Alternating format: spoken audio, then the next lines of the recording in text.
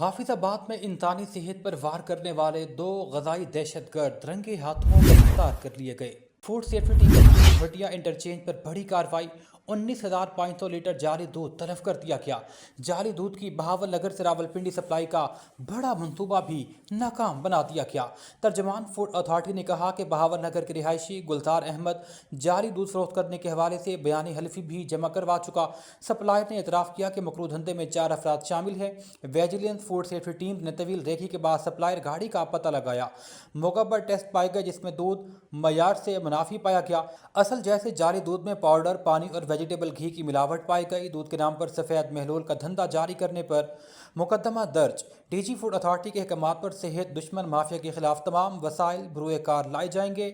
दूध सप्लायर मुकर्रर करदा कवानीन पर अमल दरामद यकीनी बनाए। शहरी मोतबर सप्लायर से दूध खरीदें। इस्तेमाल से कबल फूड अथॉरिटी दफ्तर से मुफ्त टेस्ट करवा सकते हैं।